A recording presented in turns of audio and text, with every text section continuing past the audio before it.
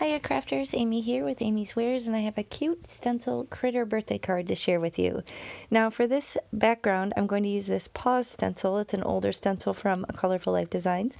It's a small woman-owned business in Texas. I have a card base of 120-pound accent opaque, and here are a couple photos of the finished card to show you the direction that we're headed. It's great because I was able to use some pre-batched items and save some time, and I was even able to use up a little pattern paper, which, let's be real, we probably all have way too much of that stuff. So I'm going to do some ink blending directly on this card base. It's 120 pound. And I'm just going to hold this whole shebang down with the magnets on my glass mat.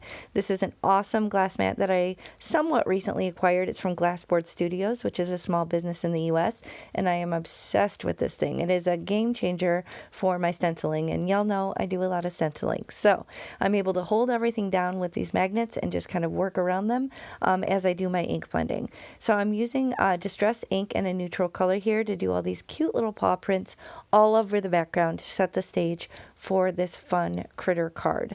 So I'm kind of going heavier handed in spots, lighter handed in others, gives it some kind of interesting visual appeal, if you will, and kind of just creates this fun little background for the card. So once I'm done with this, I'm just going to push the magnets out of the way and remove the stencil to reveal this cute detail on the back of the card. So there's the little paws background. Now the next step is to figure out what critters I want to use. So with these paw prints, I could do cats, I could do dogs. So I'm kind of stopping through. I kind of have them categorized. And these are baseball pocket protector sheets. I actually have two different types. I have the kind that have the little lip on them, like you'll see here. And then I have the other ones that just have the opening on the top. So you kind of use whatever sort you want. I will link both below in the video description box. But these cute little puppers are actually an older Simon Hurley set, and if it's still available, I will link it below. So here's a strip of scrap pattern paper that I was able to use up just to kind of nestle these cute little dogs behind. And the most adorable thing about this stamp set is that you get little paws as well.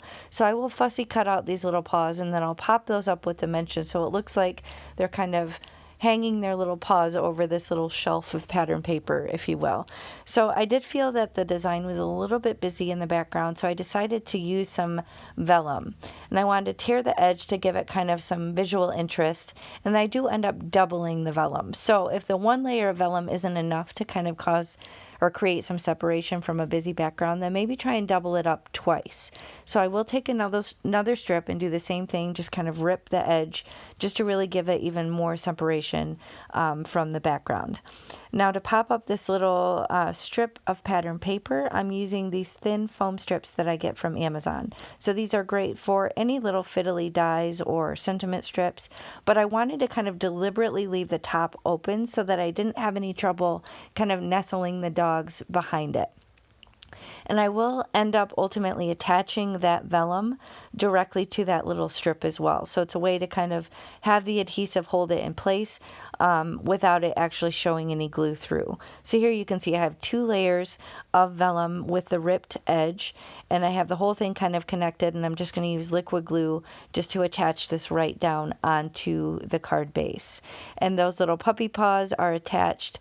Actually, I'm not sure if I did dimensions. Sometimes I would do little pop dots. The little circle ones fit perfectly behind them. So if you had something flat, it's really cute to pop the paws up and give them dimension. But in this case, because I had the whole little sentiment or the whole pattern paper strip already popped up, I think I decided to do the paws flush on that because they were already kind of elevated above the little puppers. So here, this stamp set I just showed you is from the Rabbit Hole Designs. I think sadly that one's no longer available, but it has all these really cute puppy puns. So I decided to use one of those to stamp on a little strip of scrap cardstock here just to create the sentiment for the inside and the outside of the card. And this says pausing to say, so paw like puppy paw. And I think I did this many times because so you could see my freehand stamping was not on point. I was super crooked here. So I'm going to try the other side. And I think I ended up even flipping it over and having to do it a third time because I couldn't get it right, guys. I couldn't get it straight. So you could absolutely do this in the MISTI, but I was committed. I was bound and determined. So I grabbed another little strip here and ended up finally getting it straight enough to use it for my card. Nope, that one is still kind of crooked. I think I did it a fourth time. Wow. Struggle bus. See? we all make mistakes, right? Just keep going. It's just paper. I think I finally did end up getting it straight enough to use after the fourth try, I believe. But I just snipped that down, and I was able to put that on the front of the card, just kind of nestled into that pattern paper portion. Now I wanted to use another one on the inside of the card, so it says it's your birthday, so pausing to say it's your birthday. And then to continue the design onto the inside of the card, I just grabbed the stencil again and just very light-handed used residual ink on my blending brush and kind of continued that design on the inside of the card base. So it's a fun way to continue it without kind of taking up the space where you need to write. So I just need to attach these two little sentiments. So it's your birthday. I'm going to use some liquid glue to put that down on the inside. And I did cut the one edge to kind of give it a little bit of an angle, so for some visual interest. And then I will attach the other sentiment on the front of the card. I think I ended up, yeah, I think I was actually intending to use that one. Realized I made the mistake. See, the struggle is real, folks. But whatever, I just went with it. And I put this down on the front of the card. So that's pretty much going to finish the design. I added a little bit of blingage with those resin droplets, but that's it. So it was a fun way to use pre-batched items with those little critters that were ready to go.